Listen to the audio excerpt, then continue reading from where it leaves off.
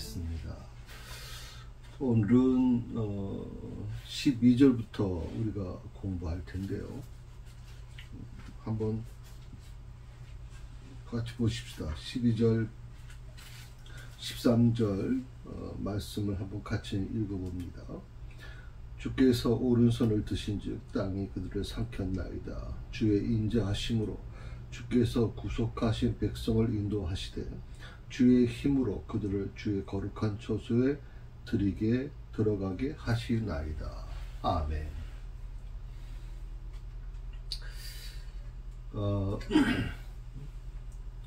벌써 이제 12월 이제 첫 주잖아요. 그래서 세월이 많이 빠르다는 생각이 듭니다. 올해 시작한 지 얼마 안 된 것 같은데 벌써 이제 12월 이제 한 해를 마무리하게 되죠. 오늘 그 12절 13절에 있는 말씀 내용은 또 계속 지금 우리가 지금 모세와 이스라엘 백성들의 이제 그 찬양 시에 대해서 같이 공부를 하고 있는데, 그 특별히 이 12절에서 그 주께서 오른손을 드셨다라고 하는, 그리고 그러니까 땅이 그들을 삼켰다라고 하는 이 표현은, 오른손을 드셨다라고 하는 건 우리가 6절에서 한번 공부를 했습니다. 기억나시는지 모르겠습니다. 주의 오른손, 그러니까 여호와의 주의 오른손이 권능으로 영광을 나타내시나이다 라고 하는 이 성경 문학적인 표현이라고 말씀드렸죠. 그래서 특히 손이라고 하는 건 굉장히 그 근동지방 사람들에게는 중요한 표현입니다. 그래서 그때 말씀을 한번 드렸어요. 한번 좀 회상해 보실까요? 왼손과 오른손 우리 별 차이 없이 생각해야 합니다. 왜냐면 우리는 항상 수저를 가지고 젓가락을 가지고서 이제 먹기 때문에 손이, 물론 손을 식사할 때 깨끗하게 닦는 건 사실이지만 그렇지 않더라도 별로 의미를 두질 않습니다. 왼손과 오른손의 의미를 별로 두진 않아요. 과거에는 이 왼손과 오른손의 그 차이, 그 왼손잡이 하면 좀 뭔가 사회적으로 좀 뭔가 좀 특별, 왜냐면 너무 소수니까 그렇게 좀 왼손잡이야 이렇게 좀 하대하는 모습들이 존재할 수 있었죠. 근데 요즘에는 왼손잡이가 더 많아요. 왼손 하시는 분들이 더 똑똑한 분도 많고, 이 뇌 쪽에 영양 때문에 그러는 건지, 야구 선수도 한번 보십시오, 여러분. 좌측 타자가 더 많잖아요. 우측 타자보다도. 그러니까 그런 건 별로 문제가 되질 않는다고 생각을 해요. 그러나 이제 근동지방에서는 이 바른 손, 오른손이라고 하는 게 굉장히 중요한 의미를 둔다 그랬잖아요. 특히 이슬람권에서는 이 오른손은 절대 함부로 쓰지 않는 굉장히 중요한 거죠. 먹는데 그분들은 이제 수저를 쓰지 않고 이제 손으로 밥을 먹기 때문에 굉장히 중요한 손이다. 그래서 하나님의 오른손이라고 하는 이 시적 표현은 어떻게 보면 하나님이 가장 귀하고 하나님이 가장 능력이 있고 힘 있고, 그리고 하나님께서 원하시는 일을 감당해내는 그런 어떤 표현을 할 때 이제 오른손이라고 하는 표현을 썼거든요. 막강한 힘, 정의로운 힘에 대한 표현입니다. 여기서 주께서 오른손을 드신 즉 땅에 그들을 삼켰다라고 하는 이 표현은 오른손은 그런 의미가 있고요. 그 다음에 땅이 그들을 삼켰다라고 하는 이 표현이 이제 있는데, 이 땅이 갈라졌다는 거잖아요. 그 이스라엘 백성들을 이제 추격하던 애국 군대가 결국에는 이제 홍해 바다에서 완전히 이제 수장되잖아요. 근데 땅이 갈라졌다는 표현은 좀 그렇죠. 원래는 이제 이 애국 군대는 이제 그 이스라엘 백성들이 무사히 건너갔던 그 홍해 바다가 다시 합쳐지면서 이제 거기에 수장된 건데, 물이 덮쳤다라고 표현을 해야 되는데, 땅이 그들을 삼켰다라고 하는 표현을 썼거든요. 이 땅이 그들을 삼켰다라고 하는 표현은 사실은 민수기 16장 31절에 나오는 내용이거든요. 그러니까 땅이 갈라져서 고라와 그 일생을 삼킨 사실 여러분 기억하십니까? 모세를 하도 비난하고, 그리고 혼자서만 비난하는 게 아니죠. 이스라엘 백성들을, 장로들을 움직이고, 그래가지고 이 불신적인 어떤 말들이 이스라엘 백성들을 절망케 만들고 좌절케 만들고 뭐 하여튼 그 밤새도록 같은 이스라엘 백성들이 통곡하면서 그리고 그 아침에 되니까 모세를 죽이려고 하지 않았습니까? 그 시작점이 바로 이 고라와 그 일행들이거든요. 거의 한 200명의 장로들이 포함되어 있는데 그 결국에는 하나님께서 그걸 심판하시죠. 그래서 고라와 거기에 관련된 200명의 장로들이 전부 다 땅이 갈라져서 다 수몰됩니다. 함몰되죠. 그러니까 이것이 바로 민수기에 나오는 말씀인데 여기선 사실 출애굽기서에서 이 부분을 다루는 게 참 어렵단 말이죠. 네, 그래서 지금 물과 연관되는데 갑자기 땅의 문제로 이제 접근하니까 혼란이 될 수 있어요. 여기서 그 바다가 애굽 군대를 삼킨 것을 제가 조금 전에도 문학적인 표현을 하고 있다 이렇게 말씀드렸잖아요. 오른손이라는 표현도 그렇고, 그러니까 히브리인들의 유대인들의 그 바다는 뭐냐? 그러니까 바다를 육지 끝으로 생각을 했거든요. 지금은 뭐 그런 생각을 별로 잘 안 하잖아요. 그런데 그 당시에는 이제 지구가 평평하다고 생각을 했으니까.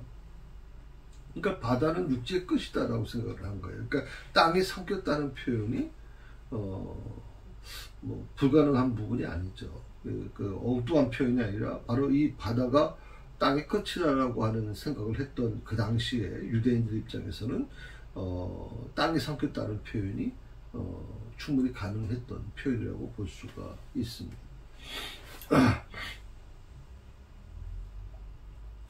그리고 이제 그 다음에 이제 나오는 게 뭐냐면 이제 은혜로 인도하신다. 은혜로 인도하시되. 그러니까 주께서 그 구속하신 백성을 은혜로 인도하시되라고 하는 표현이 나오거든요. 이 은혜로 인도하시되라고 하는 이 표현은 여기서 은혜라고 하는 말은 단어는 헤세드라고 하는 단어인데 보통 진실, 자비, 뭐 또 그런 어떤 표현이 있어요. 충성, 헤세드, 은혜. 그러니까 은혜, 헤세드라고 하는 이 은혜, 원래 그 히브리에서는 헤세드라는 말을 썼는데 은혜라고 하는 말, 그러니까 진실, 자비, 충성이라는 뜻을 그 사랑이라는 그 의미와 결합시킨 독특한 표현이다. 그러니까 하나님의 특별한 언약적인 용어를 사용할 때 은혜로 인도하셨다. 은혜로 인도하십니다. 그 은혜로 인도하시다라는 표현은 아까도 조금 전에 말씀드렸지만 하나님의 자비와 진실과 사랑이 결합되어 있는 의미가 거기 있다. 그러니까 은혜라고 하는 표현은 바로 하나님의 사랑의 그 근거로 해서 기본으로 해서 거기에 진실과 충성과 그리고 자비하심이 포함되어 있는 거예요. 그러니까 하나님이 내게 은혜를 베풀어 주셨어. 그것은 단순히 사랑이라고 하는 것으로 끝나는 게 아니라 거기엔 진실이 포함되어야 되는 것이고 자비가 포함되시고 충성이 포함되어야 되는 거예요. 여러분 이 부분을 우리가 생각할 때 뭐 은혜를 받았다고 얘기하는 사람들 많이 간증하신 분들 많이 보잖아요. 하나님의 은혜 가운데 하나님의 은혜로 이 은혜라는 표현을 많이 쓰는데 이 표현의 의미를 잘 알지 못한 상태로 쓰는 경우가 많이 있어요. 뭐든지 다 하나님의 은혜라고 하는 표현을 쓸 때 하나님이 무조건 사랑으로 다 모든 걸 덮어주시는 분으로 생각하는 분들이 있어요. 근데 그 내용 안에 진실이라는 게 포함되어 있다 그랬잖아요. 하나님의 자비하심이 포함되어 있고 충성이 포함되어 있다는 말씀 드렸잖아요. 그러니까 이거 은혜라고 하는 것을 그런 식으로 좀 포함시켜서 생각하시는 게 좀 도움이 된다. 그리고 그 하나님의 특별한 언약적 용어라고 하는 이 표현이 굉장히 중요한 겁니다. 이 은혜라는 것은 하나님의 언약적인 용어거든요. 은혜 없이는 그리고 우리 그 주일날 예배 끝나면서 이제 은혜라고 하는 곡을 같이 부르잖아요. 그러니까 한 주간 살아오면서 하나님의 은혜가 없이는 내가 어떻게 살 수 있을까? 하나님의 은혜가 있어서 오늘까지 올 수 있었습니다. 많은 문제들이 오갔잖아요. 많은 사건들이 오가는 과정에서 여기까지 내가 온 것도 하나님의 은혜입니다 라고 하는 이 고백, 이 은혜라고 하는 이 찬양이 너무나도 좀 감동이 돼서 우리가 매주마다 예배 마무리하면서 그 찬양을 부르잖아요. 하나님의 한없는 은혜, 그 은혜가 나와 함께하고 있다는 사실을 확신하고 다시 세상으로 이제 돌아가려고 하는 것이죠. 따라서 이 헤세드라고 하는, 은혜라고 하는 단어는 하나님께서 당신의 백성을 구속하셨고, 그리고 이스라엘 백성들, 하나님이 택한 백성들의 삶을 인도하시는 이유이자 근거다라고 하는 거예요. 그게 바로 은혜라는 거예요. 그 은혜 속에는 사랑을 근거로 해서 진실과 자비와 충성이 포함되어 있다고 말씀드렸어요. 그러니까 그 은혜를 받은 사람의 모습이, 은혜를 받은 사람의 마음이 어떤 마음이었을까, 하나님이 내게 은혜를 베풀어 주실 때 어떤 모습이었을까라고 하는 걸 항상 여러분 생각하시면 좋겠어요. 그건 언약적인 용어다. 그리고 내가 살아가는 내 삶을 인도하시는 이유이자 근거가 된다.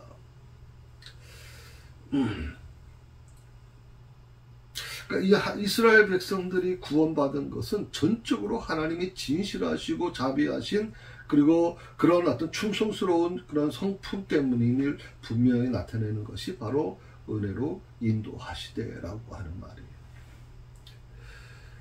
전적으로 하나님의 진실하시고 자비하신 성품, 그 은혜 속에 우리가 살아가고 있어요. 오늘도 그 은혜 속에 살아갈 것이고, 또 내일도 그 은혜 속에 살아갈 겁니다. 그 은혜가 없이는 나는 살 수가 없어요.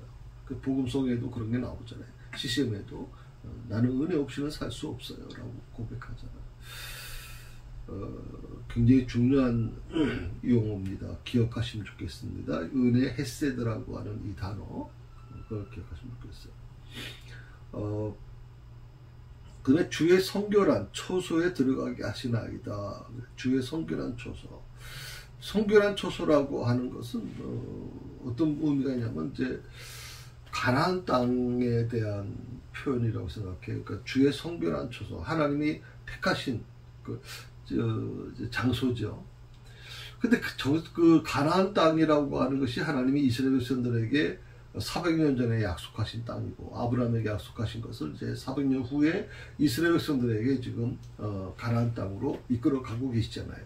근데 물론 가나안 땅이라고 하는 것은 하나님이 주신 땅인, 약속의 땅인데, 문제는 뭐냐면 그 땅 안에 들어가서 보면 뭐가 있어요? 예, 뭐가 있습니까, 여러분? 한번 상상해 보세요. 그 가나안 땅에 뭐가 있어요? 에덴 동산일까요? 거기에는 뭐든지 다 풍요롭고, 도착하자마자 내가 노력도 없이 그냥 거기서는 먹을 것이 넘쳐나고, 정말 그런 땅일까요? 아마 이스라엘 백성들도 그렇게 생각을 했을 겁니다. 그 가나안 땅을 가면 에덴 동산처럼 거기는 뭐든지 먹을 게 막 풍성하고 아무런 걱정 없이 살 수 있는, 하나님이 정말 택하신 에덴 동산과 같은 거는 그런 곳이다라고 생각을 하고 갔을 겁니다. 그런데 가나안 땅 들어가자마자 뭐가 있어요? 7 족속이 기다리고 있어요. 그 7 족속은요, 철벽으로 무장한 자들이에요. 강력한 힘을 가지고 있는 정식 군사를 갖고 있는 족속들이거든요. 처음에 가나안 땅, 요단을 건너서 가나안 땅 들어가자마자 뭐부터 만납니까? 여리고성부터 만납니다. 그런데 여리고성은 자기들이 한 번도 경험해보지 못한 아주 철옹성과 같은 그 성이잖아요. 그렇죠. 여리고성을 통과하지 않으면 가나안 땅에 들어갈 수가 없는데, 그 여리고성은 도저히 공략할 수가 없는 아주 막강한 강력한 성인데, 이스라엘 백성들이 겪었던 이 좌절감이라는 게 얼마나 컸을까요? 얼마나 컸을까요? 본인들이 자기들이 생각해왔던 상상했던 그 가나안 땅과 지금 현실에 맞부딪힌 가나안 땅이 너무 다른 거예요.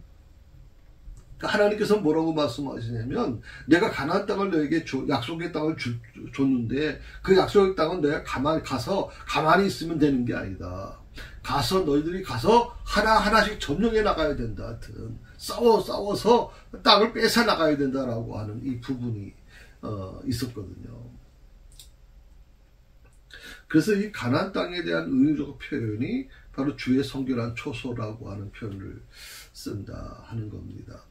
이거를 조금 우리가 좀 지금 우리 자신의 것으로 만들어 보면 어떻게 보면 이제 교회가 하나님의 성결한 초소가 될 수 있겠죠. 예, 그래서 근데 많은 지난주에도 제가 말씀을 좀 드렸지만 교회라고 하는 것이 정말 교회는 천국이야. 교회는 정말 뭐든지 다 천사들만 모인 것처럼 생각을 하는데, 내가 뭐라 그랬어요, 여러분?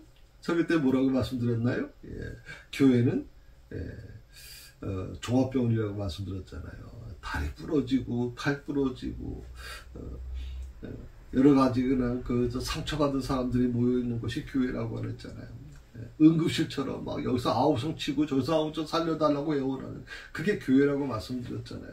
그러니까 우리가 교회라고 하는 데는 전부 사상적으로 그런 생각을 하는 거예요. 교회는 정말 그건 죄도 없어야 되고, 교회는 거룩한 곳이고, 교회에서는 정말 사람과의 관계 속에서도 전혀 그런 어떤 상처 주고 상처 받는 일이 일어나서는 안 되고 라고 하는 어떤 기준점을 갖고 있단 말이에요. 그래서 어떻게 보면 우리가 이 주의 성결한 초소라고 하는 이 표현 속에서 이스라엘 백성들이 가나안 땅에 들어가자마자 느꼈던 어떻게 보면 절망감. 우리가 40년 동안 그 고생하면서 여기까지 왔는데, 결국에는 우리가 이 가나안 7곱 족속들이 연합군이 만들어서, 그렇게 그냥 우리도 갖고 있지 않는 그런 철병거를 갖고서 우리를 대적하는데, 이게 과연 가나안 땅인가? 이게 약속의 땅인가? 이게 주의 성결한 초소인가라고 하는 의문을 가질 수 있어요. 근데 하나님은 분명한 겁니다. 내가 그 땅을 너에게 주었고 그 땅은 너희가 차지해야 되는 땅이다. 가만히 있어 얻어지는 땅이 아니라고 분명히 말씀해 주셨거든요. 지금도 이스라엘 백성들이 그 약속의 땅이라고 하는 가나안 땅에 대한, 이스라엘 땅이 지금 가나안 땅이잖아요.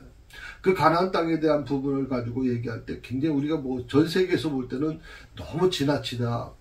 그냥 편안하게 그냥 공존하는 게 좋지, 저렇게까지 땅에 집착하는가 생각을 할지 모르지만, 이스라엘 사람들이 갖고 있는 가장 중요한 부분이 바로 이거예요. 이 땅은 하나님이 우리에게 주신 땅이고, 이 땅은 우리가 지켜야 될 땅이고, 이 땅은 거룩한 땅이기 때문에 이 땅에 대해서는 어떤 것도 타협할 수 없다라고 하는 게 그들의 생각이 좀 있거든요.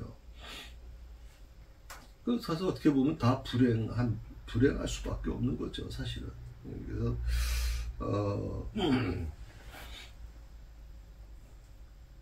자, 가나안 땅을 이제 주의 성결한 초소라고 부른 이유가 뭐냐? 한 3가지 이유가 있을 겁니다. 첫째는 하나님께서 자기의 이름을 두시려고 특별히 택하신 것. 자기의 이름을 두려고 특별히 택하신 것. 우리 새사랑교회가 주의 성결한 초소가 된다면, 주의 성결한 초소라고 저는 믿거든요. 그럼 주의 성결한 초소라는 게 뭐예요? 하나님이 우리 새사랑교회에 택하시고, 하나님이 자기 이름을 주시려고 택하신 곳이다. 아멘. 새사랑교회는 그냥 건물만 세워진 교회가 아니라, 새사랑교회가 25주년 예배를 드리면서 저는 정말 더 절실하게 느껴지는 건, 이것은 바로 주의 성결한 초소가 되어야 됩니다. 하나님, 이곳에 하나님의 이름을 두시려고 택하신 곳이기 때문에 이곳에 오는 자들을 하나님 복 주시옵소서, 이곳에 오는 자들이 정말 하나님 형통하게 해주옵소서라고 저도 기도하고 있거든요. 자, 가나안 땅을 주의 성결한 초소라고 부른 이유가 뭐냐? 두 번째는 택하신 언약의 백성 이스라엘이 거하는 땅이기 때문에 그렇습니다. 택하신 언약의 백성 이스라엘이 거할 땅이기 때문에, 그래서 그것은 바로 주의 성결한 초소. 여러분이 거하는 곳, 교회가 아니더라도 여러분 가정에도 여러분이 거하는 곳이 바로 주의 성결한 초소가 되게 만들어야 됩니다. 주의 성결한 초소라고 하는 것은 하나님의 언약의 백성들이 거할 땅입니다. 저는 여러분의 가정이 바로 그런 곳이 되어야 된다고 믿습니다. 여러분 자녀들이 그것은 정말 하나님이 택하신 곳이고 우리 가정을 하나님이 붙들어 주셨고 오늘까지 올 수 있었고 하나님 은혜 없이는 살 수 없는 곳이라고 하는 그런 은혜를 경험한 우리 가정은 그 가정에서 자라는 자녀들은요 절대 신앙을 포기하지 않습니다, 여러분. 이런 부모님들에게 부탁하고 싶은 거는 언제든 하나님이 부르시면 오겠지 지금은 걔들의 삶이 있는데, 걔들의 인생이 있는데, 하도 인문학이 발전하는 그런 시대 속에 살다 보니까 부모님들도 자녀들에게, 그래, 종교는 자유야, 신앙은 자유지, 이렇게 생각을 하는 부모들이 계실 거예요. 만약 그랬다면, 이스라엘 나라는 존재하지 않아요, 여러분. 이스라엘 백성들은 2000년간 나라 없이 살면서 오늘까지 올 수도 없었어요. 왜? 그들의 삶 속에는 가장 강력한 것이 뭐예요? 신앙입니다. 어떤 환경 속에서도 그들은 그 신앙을 지킵니다. 그 신앙이 대물림 되도록 만드는 거거든요. 우리 한국 기독교가 바로 그것을 배워야 된다고 생각을 해요. 한국 기독교인들이. 자, 주의 성결한 초소라고 하는 이 표현이 세 번째, 가나안 땅이라고 부르는 이유가 뭐냐? 세 번째는 하나님께서 임재하실 거룩한 성전이 세워질 땅. 미래에 이루어지는 거죠. 이 말씀대로 결국 그 땅에 이제 다윗이 성전을 다윗과 솔로몬을 통해서 이제 성전이 세워지고 그곳에 이제 하나님의 놀라우신 능력, 하나님의 놀라우신 역사하심이 일어나게 됩니다. 하나님께서 임재하실 거룩한 성전이 세워질 땅. 그 땅이기 때문에 그곳은 바로 하나님의 주의 성결한 초소가 되는 것이다.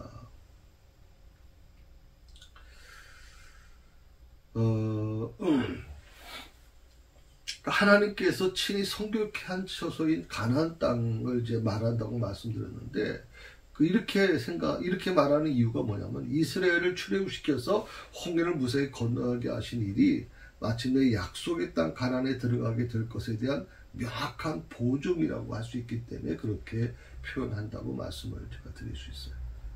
그래서 그런 마음을 가지고 여러분들이 좀 사셨으면 좋겠다는 생각이 듭니다. 자, 13절 이제 이해가 되시죠? 예.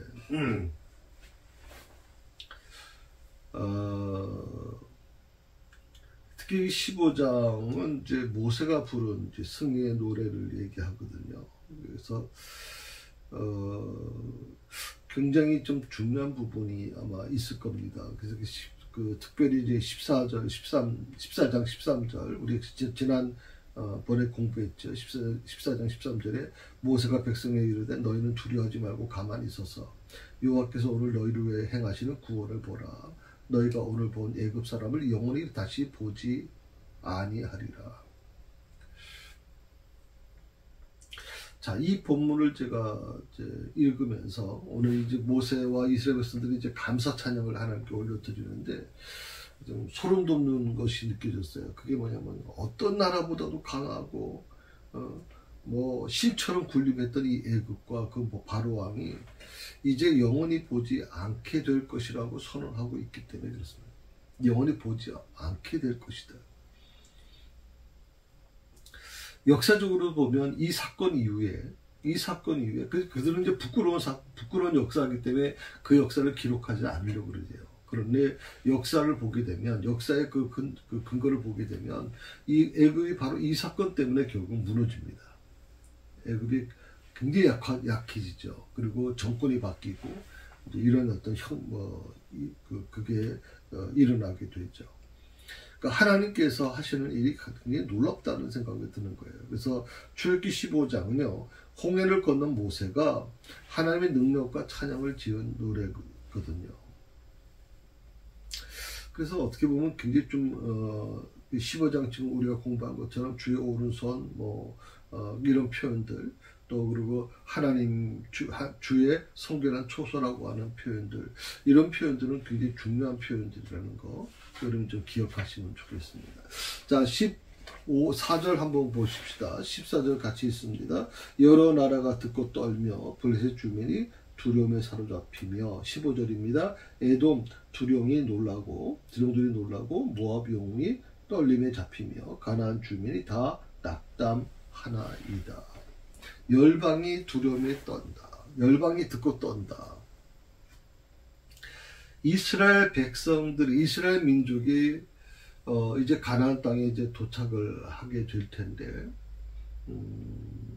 지금 이제 홍해를 건넌 상태니까 뭐 그들의 마음속에는 이제 한 며칠 있으면 도착할 거야 라고 생각을 했겠죠. 물론 이제 하나님의 생각은 또 그런 생각이 아니었죠. 뜻은 그게 아니어서 40년 동안 그들이 헤매게 되는데, 어쨌든 그들의 생각에는 이제 곧 가나안 땅에 도착할 거다라고 생각을 하는 거예요. 그래서 이 애굽이 그 홍해에서 다 전멸당하고, 그리고 10번째 재앙까지 통해서 뭐 나라는 아주 국력이 세해지고 여러 가지 그런 과정을 떠면서 열방이 듣고 떨었다라고 하는 표현은 아주 중요한 표현입니다. 그러니까 이스라엘 민족이 하나님의 능력으로 인해서 강력한 애국군들을 무찌르고 기적적으로 홍해를 건넌 사실, 그것이 가나안과 그 주변에 살고 있던 여러 종족들에게 분명히 들려졌겠죠. 그래서 그러다 보니까 그 들려온 소식에 아마 놀랬을 거라고 생각이 드는 거죠. 그 이스라엘 민족이 대체 어떤 민족인가 들어보지도 못했을 거란 말이죠. 애굽의 노예 신분으로 있던 그 민족인데, 노예 신분의 민족이 어떻게 애굽을 저렇게까지 아주 초토화시켜 놓는가, 상상도 못하는 일이겠죠. 아마 그렇기 때문에 굉장히 아마 놀랐을 거라고 생각이 듭니다. 이것은 훗날 가나안 전쟁 대상이 될 이 팔레스타인 주변의 국가들의 사기를 급격히 저하시키는 아주 심리적인 요인이 되기도 했다 하는 표현이 나와요. 팔레스타인 주변의 국가들의 사기. 저는 이따금씩 그런 생각을 좀 합니다. 이스라엘을 둘러싸고 있는 지금 팔레스타인을 중심으로 하는 이제 아랍 연합군들이 저 조그만 나라, 우리 강원도만한 나라, 그 인구수도 거의 뭐 한 800만 명, 900만 명이죠. 야, 저 조그만 나라를 어떻게 집어삼키지 못하고 저렇게, 이번에도 보세요.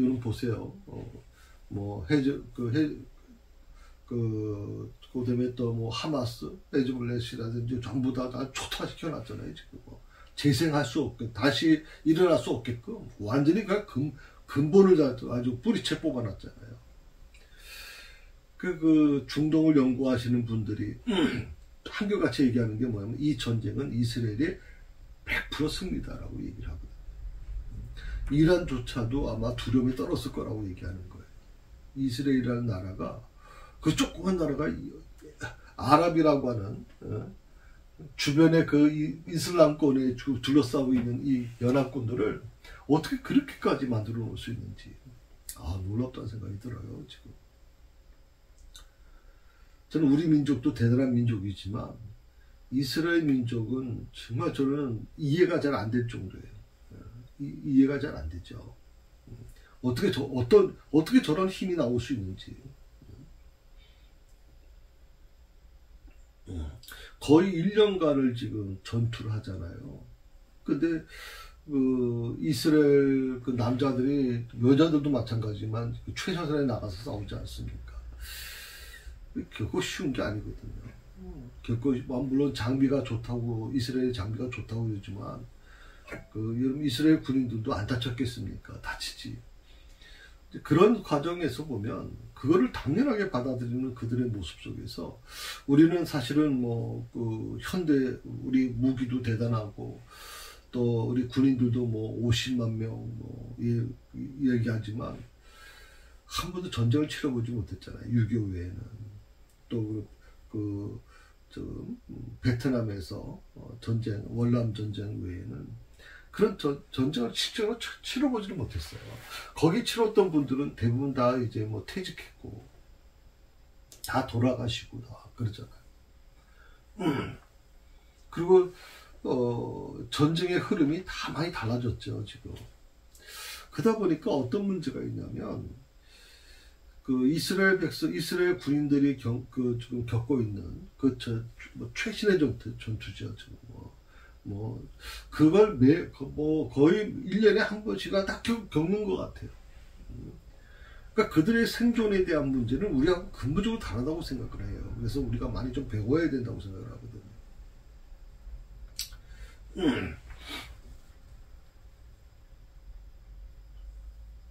하나님께서 자신들과 함께 한다는 이 분명한 신앙적인 결단이 있기 때문에 가능한 거 아닌가. 사실 이스라엘 백성들이 애굽에서 나온 것도, 그리고 광야에서 40년 동안을 지낸 것도, 홍해를 걷는 것도, 가나안 땅을 정복한 것도 사실 그들의 힘으로 한 게 아니죠. 그들의 힘으로 할 수 있겠습니까, 여러분? 그 이스라엘 백성들은요, 우리는 힘이 약하고 우리는 모두 부족하지만 여호와 하나님께서는 우리와 함께 하신다, 나와 함께 하신다, 우리 민족과 함께 하신다. 저 가나안 땅은 하나님이 주신 땅이기 때문에 저 땅은 반드시 정복할 것이고, 그것을 위해서 하나님은 우리를 들어 쓰실 것이다라고 그 믿음을 갖고 있기 때문에 그 믿음이 그들을 아주 강하게 만들어 버리고 있는 거예요. 특별히 여기 보면 이제 블레셋 거민이 두려움에 잡혔다라고 하는 표현에서 잡힌다. 이 잡히며라고 하는 표현은 이제 문자적으로 보면 단단히 맨다, 다단히 매다, 놀라다 하는 뜻이 있거든요. 놀란다. 그러니까 블레셋 거민이 두려움에 놀랬다.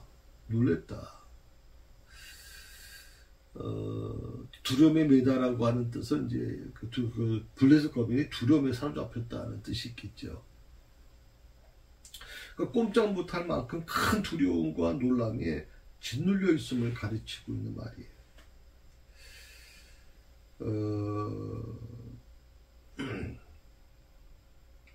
이 잡힌다라는 표현은 아마 어떻게 보면 굉장히 그런 의미가 있다는 생각을 해봅니다.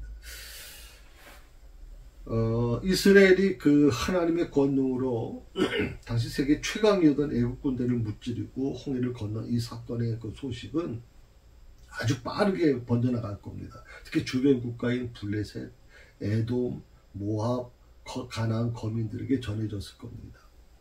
여러분 에돔과 모압은 바로 붙어 있는 거죠. 붙어 있고 요즘 말로 하면 레바논 쪽으로 생각하시면 될 것 같아요. 레바논, 모압, 에돔 쪽이죠. 블레셋은 이제 우리가 이제 이스라엘이 이번에 공격했던 하마스 쪽이 그 가자 지구 쪽이 바로 블레셋 지역이고요. 레바논 쪽에 있는 지역은 바로 에돔과 모압 지역이죠. 이들은 굉장히 사실 호전적인 민족이거든요. 굉장히 싸움 잘하는 민족입니다. 블레셋, 에돔, 모압, 가나안 거민들. 근데 이들이 두려움에 떨었다라고 표현하거든요. 민수기 22장에 여호수아 2장 9절에 보게 되면 이들이 두려움에 떨었다는 거예요. 이스라엘 민족만 이스라엘이라는 이름만 들어도 막 벌벌 떨어요, 지금. 그러니까 하나님이 쓰시는 사람들, 하나님이 택하신 사람들을 하나님이 어떻게 만들어 가시는지 놀랍다는 생각이 듭니다. 하나님께서 도우시는 나라와 성도들은 이처럼 세상을 압도하는 위엄과 권세를 지니게 된다는 거, 여러분 꼭 기억하십시오. 여러분은 하나님이 택하신 성도들입니다. 그러므로 하나님의 오른손으로 하나님 여러분을 도우실 겁니다. 하나님의 오른손으로 붙잡힌 사람들은 두려워하지 마십시오, 여러분. 이 세상에 아무리 악하고 이 세상에 아무리 믿는 자를 굉장히 좀 제한을 시킨다 할지라도 하나님께서 택하신 사람들을 하나님이 붙들어 주시고 또 하나님이 인도해 가실 거라고 저는 믿거든요. 그러니까 여러분 항상 하나님의 오른손이 나와 함께 하신다. 나의 등 뒤에서 나의 주님이 나를 밀어주고 계시다. 특히 자영업 하시는 여러분들 많이 힘드실 겁니다. 요즘 하루하루가 정말 정말 눈물 없이는 살 수 없을 정도로 힘든 시간을 보내고 계실 겁니다. 항상 여러분 기억하십시오. 그렇게 강력했던 애굽, 그리고 블레셋, 에돔, 모압, 가나안 거민들, 싸움이라면 둘째 서러울 정도로 아주 그냥 그 강력했던 사람, 그 족속들인데, 이들이 결국에 이스라엘 백성들, 이스라엘이라고 하는 이름 앞에서 법을 떤다, 이 말이에요.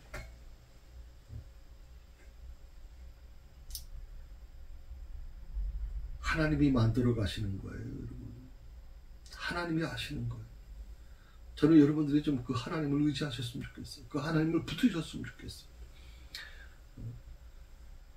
그 하나님께서 오늘도 나에게 맡기면 내가 너희를 주관해서 너희를 이렇게 세워주고 너희를 세계 만방의 위대한 민족으로 만들어 주겠다고 약속해 주셨는데, 뭐가 이렇게 자꾸만 두렵고 뭐가 이렇게 조급해서 자꾸만 하나님 없이 내가 하려고 하십니까? 그걸 좀 여러분 생각하세요. 그래서 하나님께서, 다시 한번 말씀드립니다. 하나님께서 도우시는 나라와 성도들은 세상을 압도하는 위엄과 권세를 지니게 될 거다. 그들은 하나님이 백성이기 때문에, 하나님이 택하신 백성이기 때문에 하나님이 책임져 주신다. 이 한 가지 사실을 꼭 기억하시고 승리하시기를 바랍니다.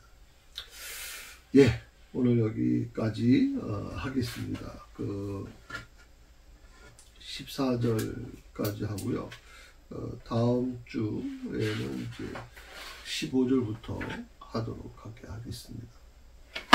예, 기도하십시다. 하나님 감사합니다.